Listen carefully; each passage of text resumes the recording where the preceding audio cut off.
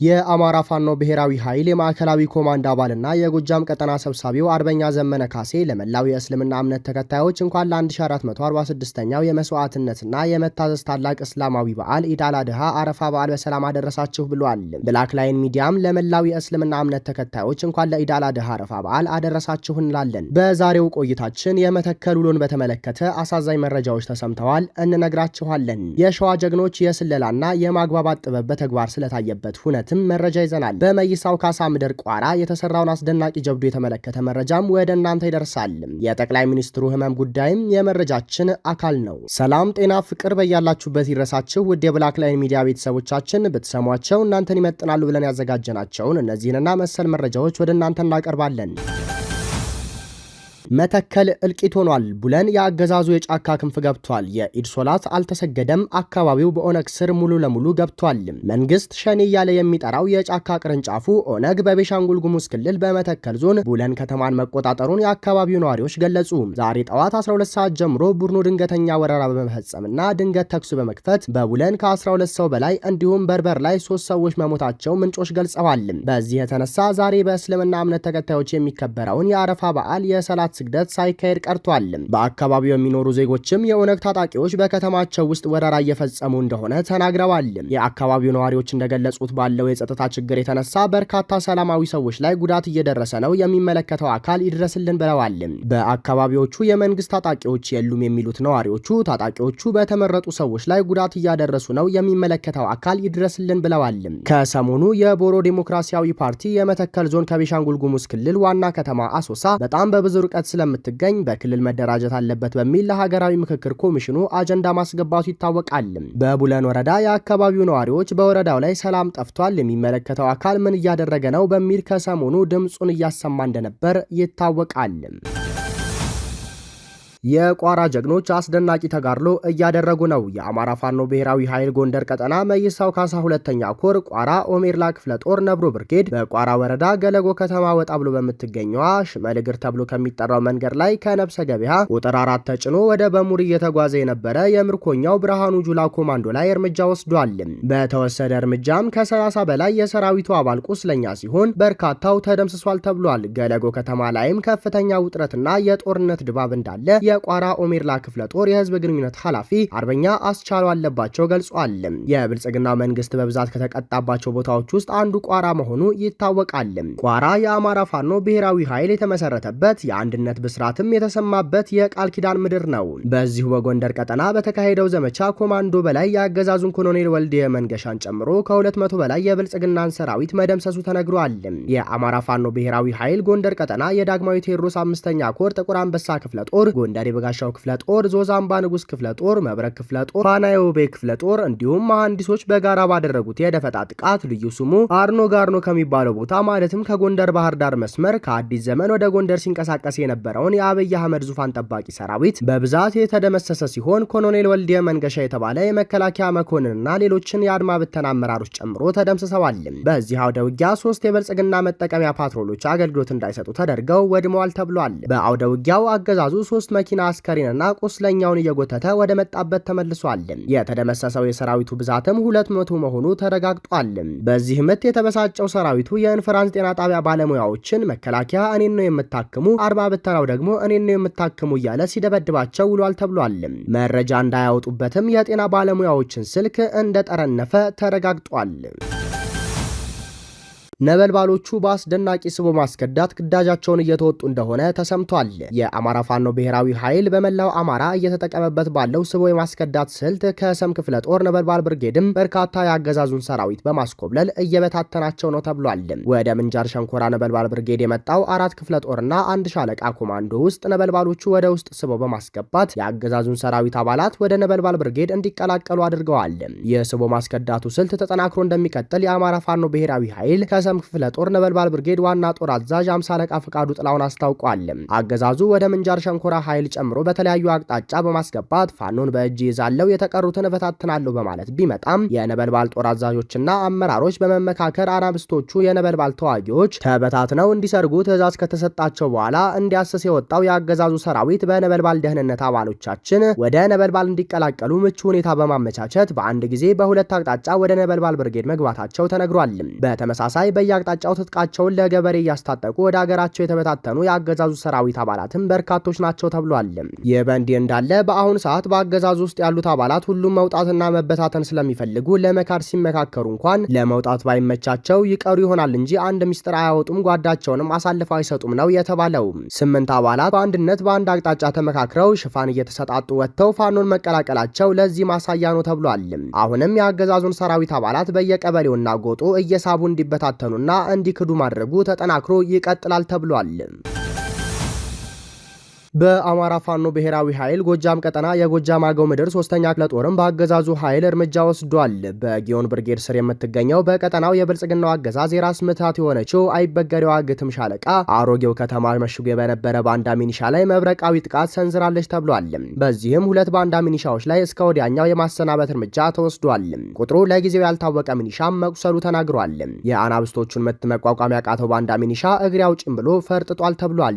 በጎጃም ቀጠና በአንድ ክፍለ ጦር ስር አንድ ብርጌድ ብቻ 17 የመንግስት ጦር አባላት ፋኖን መቀላቀላቸውም ተሰምቷል። የተቀላቀሉ አባላት በአማራ ፋኖ ብሔራዊ ኃይል የጎጃም ቀጠና ፖለቲካ ዘርፍ ምክትል ኃላፊ አርበኛ ግሩም ምሳሌና የፋይናንስ መምሪያው የሀብት አሰባሰብ ኮሚቴ ሰብሳቢው አርበኛ ቻላቸው ታፈረ አወያይተዋቸዋል ተብሏል። በ6ኛ ክፍለ ጦር የደንበጫውን ኢንጂነር ክበር ተመስገን ብርጌድን የተቀላቀሉ ሲሆን የመጡበት አካባቢም 4ቱ ከሐረርጌ፣ 4ቱ ከወላይታ፣ 3ቱ ከሲዳማ፣ 3ቱ ከሱማሌ፣ 2ቱ ከቤሻንጉል ጉሙዝ፣ 1 ከአፋር የመጡ እንደሆኑ ታውቋል። አብይ አህመድ በኢትዮጵያ ተአምር እየተሰራ ነው አለ። ጠቅላይ ሚኒስትሩ ይህን ተአምር ለማየት ግን ህዝቡ ታውሯል ደንቁሯልም ብሏል። ከሰሞኑ በኢቢሲ ላይ የቀረበው አብይ አህመድ ረጅም ተረታማና ምናባዊ ቃለመጠይቅ አድርጓል። ብዙ ውሸትና ትዕቢት የተቀላቀለበት ቃለመጠይቅ ብላክ ላየን ሚዲያ መታዘብ እንደቻለው አብይ አህመድ ሀገር ለመምራት ቀርቶ እድር ለመምራት የሚሆን ተክለሰውነት የሌለው መሆኑ ነው። ስለ ሐኪሞቹ ጥያቄ የተጠየቀው አብይ አህመድ እኔም ደሞዝ አንሶኛል እንዲጨመርልኝ እፈልጋለሁ ሲል ተዘባብቷል። ይሄን ያለው በኢትዮጵያ ተአምራዊ እድገት አለ ባለበት ምላሱ መሆኑ ደግሞ የጠቅላይ ሚኒስትሩን ጤነኛነት ጥርጣሬ ውስጥ ይከታል። ጠቅላይ ሚኒስትሩ የዜጎች መብት ተረጋግጧል፣ ሀገሪቱ ሰላም፣ ገበያውም ጥጋብ ነው ያለ ሲሆን ሰውየው የየትኛው ሀገር ጠቅላይ ሚኒስትር እንደሆነ እንኳን ለማወቅ አስቸጋሪ ነው። ጠቅላይ ሚኒስትሩ እኔ ያመጣሁትን ለውጥ ለማየት የኢትዮጵያ ሕዝብ አይኑ ታውሯል፣ ጆሮውም ደንቁሯል ብሏል።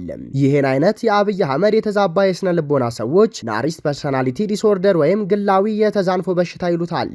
አብይ በዚህ በሽታ እየተሰቃየ ለመሆኑ ማስረጃው በኢትዮጵያ ያመጣው ለውጥ እኔ ራሱ ካሰብኩት በላይ ነው ሲል ነው። ሰውየው ሀገሪቱን እሳት ላይ ጥዶ ለውጡ ከጠበቅኩት በላይ ነው ያለ እንደ ዩጎዝላቪያ ሀገሪቱን ከካርታ እንድትፋቅ ይፈልግ ነበር ወይ ያስብላል። የአብይ አህመድ የግፍ አገዛዝ እንዲበቃ በማንኛውም መንገድ መታገል ያስፈልጋል ተባለ። የአማራ ፋኖ ብሔራዊ ኃይል የማዕከላዊ ኮማንድ አባልና የጎጃም ቀጠና ምክትል ሰብሳቢና ፖለቲካ ዘርፍ ኃላፊ አርበኛ አስረስ ማረ ግንቦት 30 ቀን 2017 ዓ.ም በአብሮነት ኢትዮጵያ አዘጋጅነት በተሰናዳው የበይነመረብ የተቃውሞ ትዕይንት አገዛዙ ላይ በጋራ ተጽዕኖ እንድናሳረፍ ይጠበቃል ሲል መልእክት አስተላልፏል። በተደራጀና በታቀደ መንገድ የሚከናወን የማህበራዊ ሚዲያ ዘመቻ ለትግሉ ከሚያስፈልጉ ስልቶች መካከል አንዱ መሆኑንም ጠቁሟል። የአብይ አህመድ አገዛዝን ለመጣል አፈሙዝ ብቻውን በቂ አይደለም ያለው አርበኛ አስረስ ማረ በአገዛዙ ላይ የምንተኩስበትን ዓላማ ለህዝባችንና ለዓለም ደጋግመን መናገር ያስፈልገናል ብለዋል። አገዛዙ የሚታገለን እጁ ላይ ባለው ነገር ሁሉ ስለሆነ እኛም እጃችን ላይ ባለው በማንኛውም ነገር እንታገለዋለን ነው ያለው። ይኸው የበይነ መረብ የተቃውሞ ትዕይንተ ህዝበ ርዕዮት ሚዲያን ጨምሮ በሚዲያዎች በኩል በቀጥታ ስርጭት ይተላለፋል ተብሏል። የአብይ አህመድን አገዛዝ የሚቃወሙ ሁሉ የተቃውሞ ትዕይንተ ህዝቡ አካል እንዲሆኑ ጥሪ ቀርቦላቸዋል። በዚህ ዕለት አርበኛ ዘመነ ካሴ መልእክት ያስተላልፋል ተብሎም ይጠበቃል። የአሜሪካው ፕሬዝዳንት ዶናልድ ትራምፕ ከቀድሞ አማካሪያቸውና ደጋፊያቸው ከሆነው የዓለም ቁጥር አንዱ ቱጃር ኤሎን መስክ ጋር አለመግባባት ውስጥ ገብተዋል። በማህበራዊ ሚዲያዎቻቸው ኃይለኛ የቃላት ጦርነት ውስጥ ናቸው። የሁለቱ ቢሊዮነሮች አለመግባባት በዚህ ሳምንት መጀመሪያ ላይ ኤሎን መስክ የመንግስት አዲሱ ያቀረበው በጀት አሜሪካ ያለባት የ3.6 ትሪሊዮን ዶላር ዕዳ ይጨምራል በሚል ከተቃወመ በኋላ ነው። ፕሬዝዳንት ትራምፕ ከመስክ ንግግር በኋላ እኔና ኤለን ጥሩ ግንኙነት ነበረን፣ አሁን ግን እንደዛ የሚቀጥል አይመስለኝም ሲሉ ነበር የመለሱት። ባለፈው በተደረገው ምርጫ ከ300 ሚሊዮን ዶላር በላይ የሆነ ገንዘብ አውጥቶ ትራምፕን ሲደግፍ የነበረው ቱጃሩ መስክም እኔ ትራምፕን ባልደግፈው ምርጫውን ይሸነፍ ነበር ያለ ሲሆን የትራምፕ ታሪፍም አሜሪካን ከዚህ ዓመት በኋላ ወደ ኢኮኖሚ ውድቀት እንደሚወስዳት ተናግሯል። ትናንትና ኤለን መስክ ፕሬዝዳንት ትራምፕ ከኮንግረሱ ተጠይቀው ከኃላፊነታቸው በመነሳት በምክትላቸው ጄዲ ቫንስን መተካት አለባቸው የሚል ጽሑፍ ሲያጋራ ፕሬዝዳንት ትራምፕ በጀታችንን ለመቀነስና ብዙ ቢሊዮን ዶላር ከማውጣት ለመታቀብ ቀላሉ መንገድ ለኤለን መስክ የምንሰጠውን ድጎማና ኮንትራት ማቋረጥ ነው ብለዋል።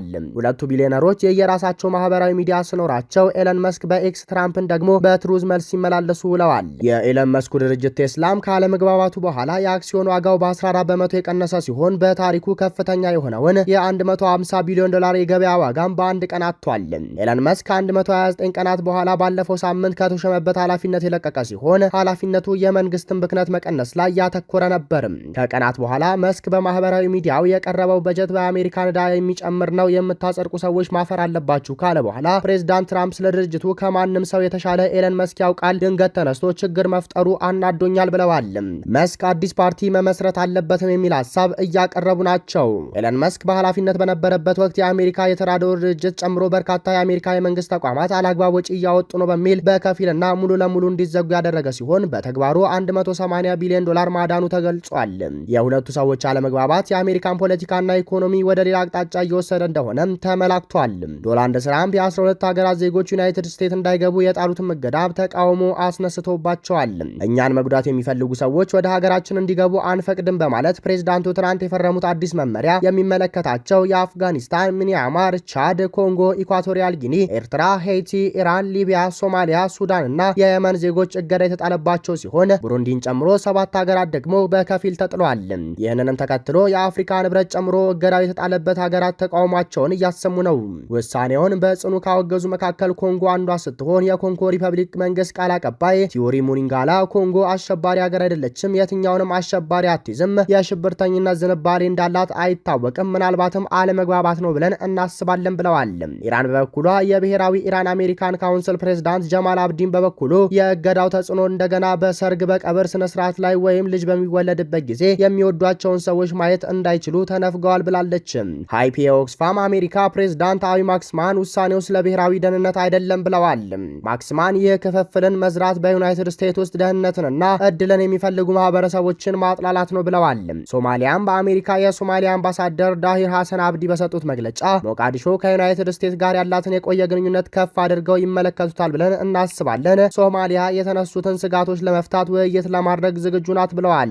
ቬንዙዌላ የሀገር ውስጥ ጉዳይ ሚኒስትር ዲዮስዶ ካቤሎ እገዳው የቬንዙዌላውያን ብቻ ሳይሆን ለማንም ሰው ትልቅ አደጋ ነው። የየመን ኦፊሴላዊ ዜና ወኪል ሳባ እንደዘገበው የየመን ዓለም አቀፍ እውቅና ያለው መንግስት የተከበረው የአሜሪካ አስተዳደር ይህን ውሳኔ እንደገና እንዲያጤነውና የየመን ዜጎች ከውሳኔው ነጻ እንዲያወጣ ጥሪ አቅርቧል።